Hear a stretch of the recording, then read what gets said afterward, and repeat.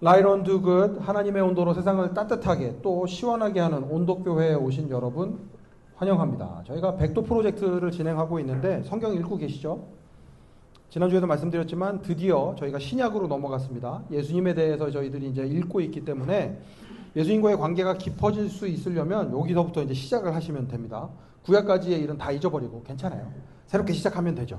지금부터 시작하면 됩니다. 그러면 신약 전체를 한번 저희들이 쫙 살펴볼 수 있는 기회이니까 이 기회를 통해 예수님을 더 깊이 알아가는 저희들 될 수 있으면 좋겠습니다. 오늘의 가장 중요한 단어는 바로 이것입니다. 회개라는 단어인데요. 회개라고 하면 여러분들 어떤 장면이 떠오르시나요? 보이세요? 네, 조금 더 이렇게 보이시죠? 네. 회개라고 하면 무엇을 떠올리시는지 모르겠습니다. 그래서 사전적인 정의를 찾아봤는데 이게 다음이랑 네이버가 조금 다르게 정의를 하고 있는데 비슷해요. 한번 보여드릴게요. 다음에서는 이렇게 정의합니다. 죄나 잘못을 뉘우치고 마음을 고쳐먹는 것, 이게 회개입니다. 삶 속에서 저지른 죄를 깨달아 반성하고 그로부터 벗어나 하느님의 뜻에 따르는 새로운 삶을 시작하는 것. 재밌지 않으세요? 첫 번째는 뭐 그냥 그런가 보다 할 수 있는데 이 회개라는 단어는 굉장히 신학적인 의미가 들어가 있는데 재밌는 건 네이버도 똑같이 비슷하게 이제 해놨습니다. 네이버에서는 이렇게 돼 있어요. 잘못을 뉘우치고 고치는 것, 이게 회개다. 그런데 신앙생활로 들어가는데 필요한 요건에 하나 굉장히 자세하게 써놨죠. 신학적인 정의를 넣어놨더라고요. 살아온 삶이 잘못되었음을 자각하여 죄인임을 반성하고 그로부터 벗어나려는 뜻을 세워 새로운 생활로 들어가는 일을 이른다. 오히려 다음이랑 네이버가 회개가 무엇인지를 아주 정확하게 알고 있습니다. 기독교와 아주 밀접한 관련이 있는 것, 우리의 신앙생활, 예수님을 믿는다고 하는 사람들이 살아가는 데 있어서 뗄래야 뗄 수 없는 것이 바로 이 회개라는 단어입니다. 그런데 문제는 무엇인가 하면 이 회개라는 단어 때문에 오히려 하나님으로부터 멀어지는, 예수님으로부터 멀어지는 사람들이 있다는 것입니다. 너무나도 유명한 영화죠. 이 영화를 보면 아주 명확하게 알 수 있습니다. 혹시 밀양이라는 영화 보신 분 있으세요? 밀양 봤어요? 밀양 혹시 보신 분 또 보시긴 보셨어요? 보셨군요. 저는 너무 힘들어서 봐야 되나 말아야 되나 하다가 그냥 하이라이트만 봤는데 하이라이트만 보는데도 너무 힘들더라고요. 사실은 이게 기독교에 대한 내용이 아니에요. 사실은 이게 사랑 이야기입니다. 이 신혜라는 분이, 전도연님이 연기한 신혜라는 사람이 남편을 잃고 아들과 함께 밀양이라는 곳으로 이제 살려고 왔습니다. 그 과정에서 이 송강호님은 평범한 노총각 역할을 맡았는데 신혜 씨의 옆을 맴돌면서 그냥 그렇게 옆에서 같이 있어주는 역할을 합니다. 밀양에 적응을 하고 살아가려고 하는데 유괴범에게 이제 아들을 잃는 일이 일어나죠. 아들을 잃게 되고 아들을 잃은 슬픔을 교회에 다니면서 치유하게 됩니다. 어느 정도 치유가 되었다 싶을 때 유괴범을 찾아가는데 여기에서 완전히 삶이 깨지는 일이 일어나는 거, 삶이 무너지는 일이 일어나는 거죠. 자신이 경험한 하나님의 사랑을 그래도 나 이렇게 그냥 상처받은 내가 이렇게 살고 있다라고 얘기를 해주고 싶어서 감옥에 가서 이 유괴범을 만났는데 유괴범이 이상한 소리를 합니다. 이렇게 얘기를 해요. 대사를 그대로 옮겨왔습니다. 저도 교도소에 들어온 뒤로 하나님을 가슴에 받아들이게 되었습니다. 얼마나 감사한 일입니까? 하나님이 이 죄 많은 놈한테 손 내밀어 지은 죄를 회개하게 하시고 저의 죄를 용서해 주셨습니다. 눈물로 회개하고 용서받았습니다. 그리고 마음에 평안을 얻었습니다. 아침에 일어나자마자 기도하고 하루하루가 얼마나 감사한지 모릅니다. 하나님께 회개하고 용서받으니 이렇게 편합니다. 그냥 누군가의 회개하고 나서 삶이 바뀐 고백이다라고 생각하면 아무 문제가 없는 것 같습니다. 그런데 이 유괴범의 고백을 듣고 너무나도 평안한 그 모습을 보고 편안한 미소를 짓는 그 사람을 보면서 신혜가 무너집니다. 그리고 나서 이렇게 다른 사람들한테 외치는 거죠. 어떻게 용서를 해요? 용서하고 싶어도 난 할 수가 없어요. 그 인간은 이미 용서를 받았다는데, 그래서 마음의 평화를 얻었다는데 내가 그 인간을 용서하기도 전에 어떻게 하나님이 그 인간을 먼저 용서할 수 있어요? 이런 회개의 부분에 대해서 생각해 보신 적이 있으십니까? 유괴범이 했던 회개는 진정한 회개였을까요? 정말 자기의 잘못을 뉘우치고 새로운 삶을 살기 위한 그런 회개였을까요? 네이버나 다음에서 알고 있는 것처럼 자기의 죄를 인정하고 거기에서 완전히 돌아서서 새로운 삶을 살아가기 위한 그런 회개였을까요? 이 질문에 대한 답을 오늘 본문 가운데에서 찾아가려고 합니다. 이 세례 요한이 회개에 대해서는 전문가였습니다. 세례 요한이라는 사람에 대한 설명이 이렇게 시작합니다. 3장 1절부터 2절입니다. 함께 읽겠습니다. 시작.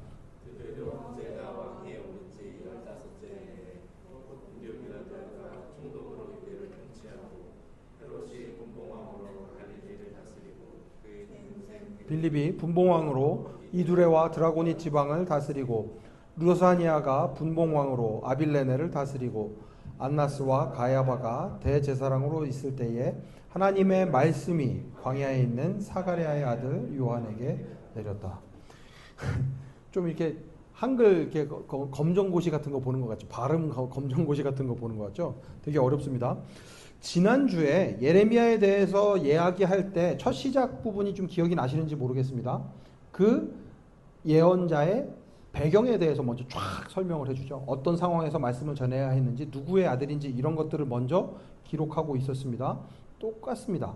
하나님께서 예레미야를 통해 말씀하신 것이 역사적으로 실제적으로 일어난 것임을 밝혀주기 위해서 그런 내용들을 넣었던 것처럼 누가복음을 기록한 이 누가복음이라는 책을 쓴 누가라는 사람 역시 마찬가지였습니다. 오늘 읽지는 않았지만 누가복음 1장을 보면 요한의 출생과 관련되어서 부모인 사가랴와 엘리사벳의 이야기가 나옵니다. 너무나도 유명한 얘기인데 꼭 한번 읽어보시면 좋겠습니다. 그 이야기와 관련해서 세례 요한이 실제로 있었던 사람이고 이런 삶을 살았던 사람이다. 그런데 그 모든 것이 자기 마음대로 한 게 아니라 하나님의 말씀을 받아서 전한 거였다. 이 포인트를 잡고 이제 이야기를 시작을 하는 거죠. 그러면서 3절 이렇게 이야기합니다. 요한은 요단강 주변 온 지역을 찾아가서 죄사함을 받게 하는 회개의 세례를 선포하였다.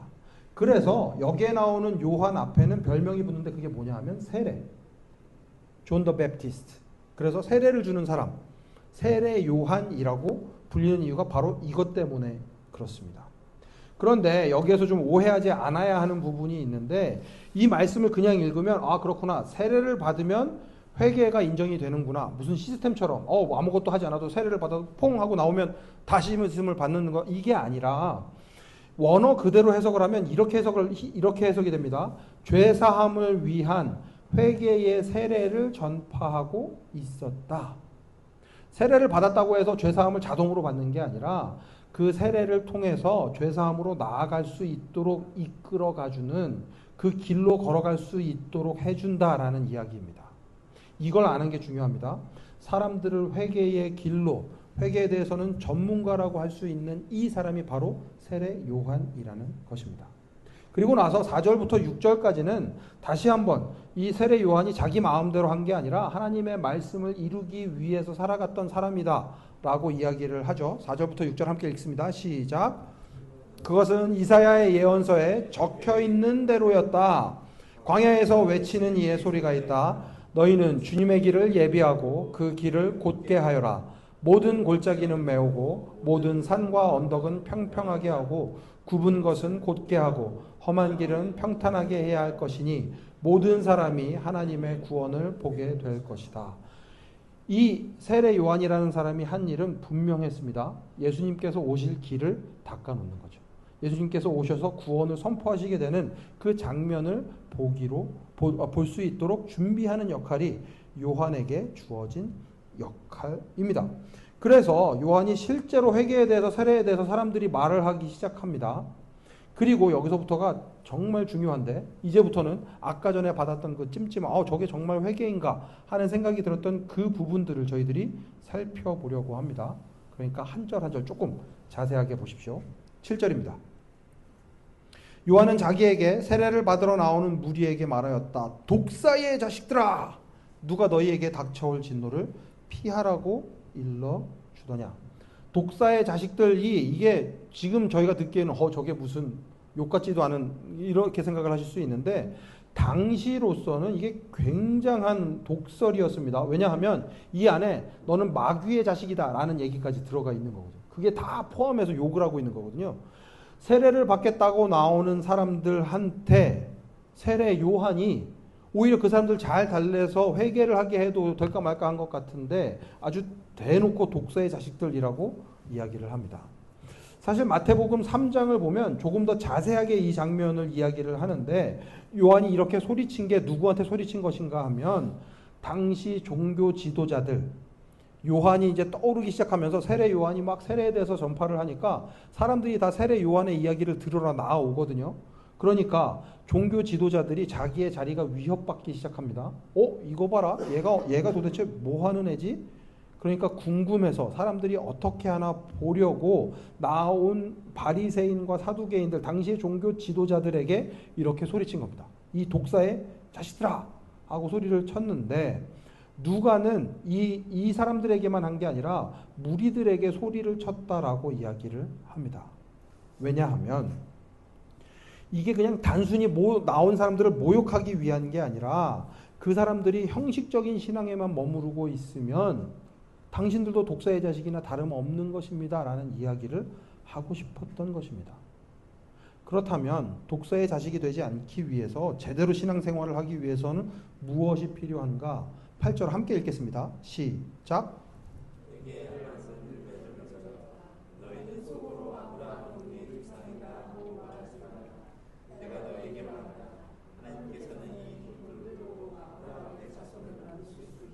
너무너무 중요합니다. 회계 전문가인 세례 요한이 이렇게 말하는 거죠. 너희들 아브라함의 자손이라고 생각하냐? 너희들은 좀 괜찮은 사람들이라고 생각하냐? 하나님이 선택한 민족이니까 훨씬 더 다른 사람들보다 낫다고 생각하냐? 아니다. 너희들이 아무리 아브라함의 자손이라고 하고 다녀도 진정한 회개가 없으면, 회개에 걸맞는, 회개에 알맞는 열매가 없으면 너희들 돌이랑 똑같다 라고 이야기를 하는 거죠. 그러니 여기에서 중요한 것은 바로 이것입니다. 회개에 알맞는 열매. 진정한 회개에는 열매가 있어야 합니다. 예수님께서 마태복음을 보면 열매를 보면 그 나무가 어떤 나무인지 알 수 있다고 말씀하십니다. 사과나무랑 배나무랑 여러분들 구분하실 수 있으세요? 저는 구분 못합니다. 물론 이제 과수원에서 자라거나 전문가이신 분들은 나무만 봐도 알 수 있겠죠. 나뭇잎만 봐도 알 수 있겠죠. 저는 구분 못합니다. 그런데 저도 구분할 수 있는 때가 있습니다. 언제? 가을에 열매가 맺히면. 사과를 보면 이게 사과나무구나. 배를 보면 이게 배나무구나. 알 수가 있는 거죠. 우리가 어떤 사람인지는 우리가 삶에서 맺는 열매를 보면 알 수 있습니다. 내가 그리스도인이라고 아무리 얘기해도, 내가 예수님 믿는 사람이라고 아무리 얘기해도 소용없어요. 그 사람이 어떻게 살아가는지, 그 사람이 삶에서 어떤 열매를 맺는지가 너무너무 중요합니다. 그래서 9절에서 이제 이렇게 이야기를 하는 거죠. 도끼를 이미 나무 뿌리에 갖다 놓으셨다. 그러므로 좋은 열매를 맺지 않는 나무는 다 찍어서 불 속에 던지신다. 여기까지 듣고 나니까 이제 사람들이 이제 궁금증이 생기기 시작합니다. 그러면 회개에 합당한 열매가 뭐지? 진정한 회개라는 게 뭐지? 진정으로 하나님이 원하시는 삶을 살아간다라는 게 뭐지? 그래서 3장 10절에서 사람들이 이렇게 질문하는 거죠. 무리가 요한에게 물었다. 그러면 우리는 무엇을 해야 합니까? 굉장히 신학적인 질문입니다. 회개를 하기 위해서 내가 무엇을 해야 합니까? 여러 가지 답이 가능하죠. 제대로 회개를 하려면 열심히 기도해야 됩니다. 매일 저녁 열심히 나와서 기도해야 되고, 새벽 기도 계속 나와야 되고, 통성 기도 목이 쉴 때까지 기도해야 되고, 산에 올라가서 기도하면서 나무 뿌리 하나 뽑아야 되고, 막 이런 얘기를 할 수 있겠죠. 예배 빼지지 않고 다 참석해야 됩니다. 수요 기도회, 철야 기도회 다 해야 됩니다. 헌금 빼먹지 말고 다 하나님의 것을 하나님께 돌려드려야 됩니다. 교회에서 봉사하고 전도해야 됩니다. 이런 말들이 나올 수 있습니다. 근데 뭔가 좀 찝찝하지 않으세요? 이게 회개의 열매일까요? 회개의 열매의 전부일까요? 적어도 온도교회 교인이라면 찝찝해야 합니다. 왜냐하면 진정한 회개의 열매가 무엇인지에 대한 고민이 없으면 그걸로 충분하다고 그냥 멈출 수 있기 때문에 그렇습니다. 그럴 수도 있어요. 이런 것들이 열매로 나타날 수 있습니다. 예배에 와서 앉아있는 게 너무 힘든 일이었는데 어느 순간 하나님의 말씀이 들리기 시작합니다. 찬양하는데 하나님의 감동이 있습니다. 기도를 하는 게 재미있어집니다. 그런 순간들이 있을 수 있어요. 그런데 그게 전부가 아니라는 거죠. 회계 전문가인 이 요한의 이야기를 들어보면 이게 전부가 아니라는 것을 저희가 너무나도 명확하게 알 수 있습니다. 왜냐하면 신학적인 질문, 우리가 회개의 열매를 맺으려면 무엇을 해야 합니까? 라는 질문에 대한 답이 3장 11절입니다. 요한이 그들에게 대답하였다. 속옷을 2벌 가진 사람은 없는 사람에게 나누어 주고 먹을 것을 가진 사람도 그렇게 하여라. 우리가 기대했던 대답이 아니죠. 우리가 생각했던 대답이 아니죠. 신학적인 질문에 대해서 신학적으로 대답이 나올 것 같은데 아니요. 전문가라고 하는, 회계의 전문가라고 하는 요한은 이렇게 이야기합니다. 당신들 회계에 합당한 열매를 맺고 싶으면 당신들이 가지고 있는 것 어려운 사람들과 나누면서 살아가십시오. 신학적인 질문에 대해서 지극히 현실적인, 지극히 실제적인 답을 하고 있습니다. 여기에서 알 수 있는 것 한 가지는 무엇인가 하면 회개는 말이 아니라 삶으로 맺히는 열매라는 것입니다. 회개는 신학이 아니에요. 신학으로 끝나는 게 아니에요.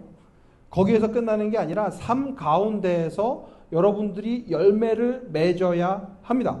말로, 생각으로, 형이상학적인 그냥 현상으로 그렇지 내가 죄를 사함 받았구나. 근데 뭔가 찝찝해. 거기에서 끝나는 게 아니라 실제로 우리 삶 가운데 만질 수 있는 것, 행할 수 있는 것, 다른 사람들에게 하고 있는 것, 그것이 회개의 열매라는 것입니다. 이어지는 요한의 말을 들어보세요. 3장 12절입니다. 세리들도 세례를 받으러 와서 그에게 물었다. 선생님, 우리는 무엇을 해야 하겠습니까? 세리들이라고 아주 탁 집어서 이야기를 한 이유가 있습니다. 왜냐하면 세리들은 당시에 로마에 낼 세금을 대신 걷어주는 사람들이었습니다. 그런데 이 사람들이 따로 월급이 있지가 않았어요. 봉급이 있지가 않았어요. 그러니까 세금을 많이 거두면 많이 거둘수록 로마에게 보낼 것들 보내고 나머지는 자기가 가지게 됩니다.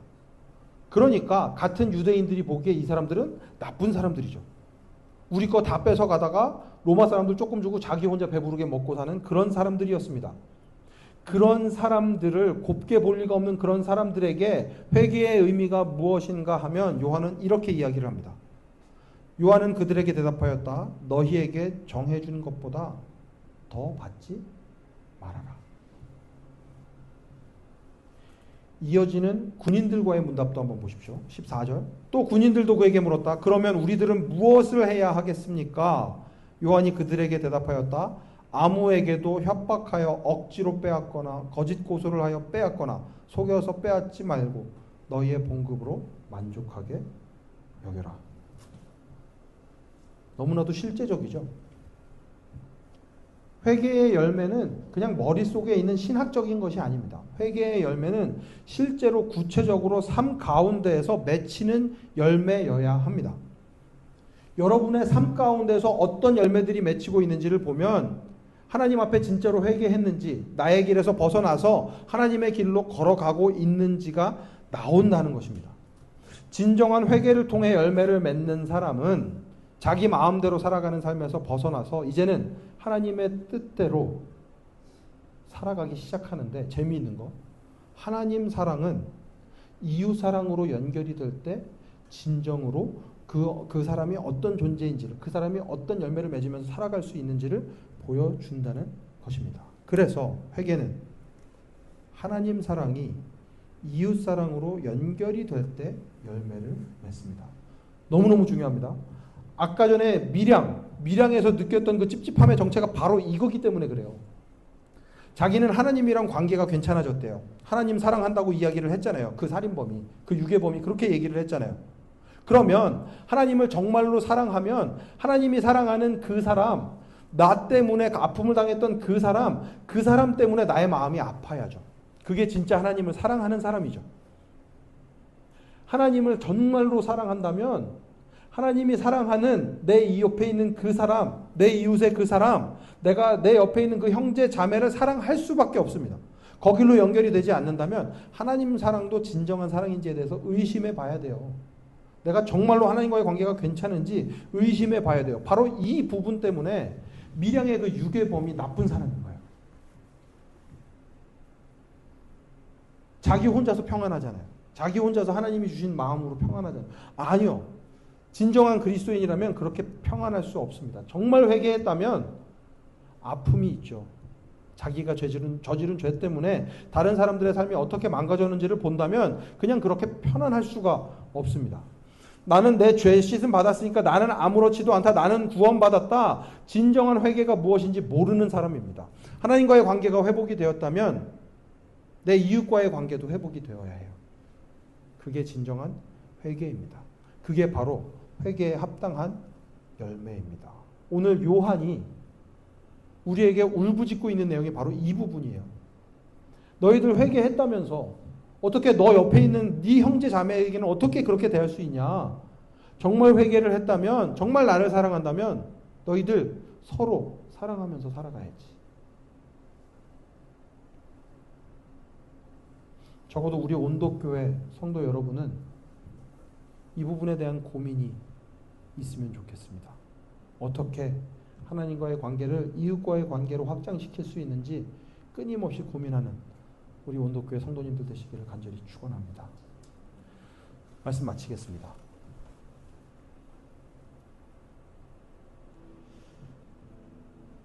지금 세상은 진정한 그리스도인을 찾고 있습니다. 진짜로 예수님을 닮아가는, 예수님을 닮게 살아가려고 하는 사람들을 찾고 있습니다. 이 세상 가운데 여러분이 하나님의 메시지가 되어야 합니다. 아, 그렇구나. 하나님 사랑하는 사람들이, 이웃 사랑하는 사람들이 있구나. 그 사람들이 실제로 내 옆에서 살아가고 있구나. 고백할 수 있어야 돼요. 그런 삶을 살아가야 합니다. 말로 하는 게 아니라 실제적으로 내 옆에 있는 그 사람을 위해서 할 수 있어야 돼요. 사랑하기 때문에, 하나님 사랑하기 때문에 내 옆에 있는 형제 자매를 사랑할 수 있어야 돼요. 내가 옷 2벌 있으면 1벌 나눠주는 거죠. 내가 조금 더 넉넉하면 다른 사람 나눠주는 거죠. 내 옆에 힘든 사람이 있으면 도와주는 거죠. 불의가 판을 치는 이 세상 가운데 정의를 부르짖어야 한다면 그 정의를 부르짖는 사람이 우리여야 되는 거죠. 그게 바로 회개에 합당한 열매라고 오늘 이야기하는 것입니다. 세례 요한의 이야기에 귀를 기울이십시오. 우리가 하나님의 말씀이 되어야 합니다. 나에게 주어진 삶의 자리에서 하나님을 사랑하고 이웃을 사랑하며 회개에 걸맞는, 회개에 알맞는 열매를 맺으면서 살아가는 것이 우리의 삶이어야 합니다. 오늘 여러분의 삶 가운데 어떤 열매를 맺으며 살아가고 있습니까? 여러분의 친구들에게, 여러분의 가족에게, 여러분과 함께 살아가는 사람들에게 어떤 열매를 보여주고 있으십니까? 고민하는 이 시간이 될 수 있으면 좋겠습니다. 함께 말씀 생각하면서 기도하겠습니다.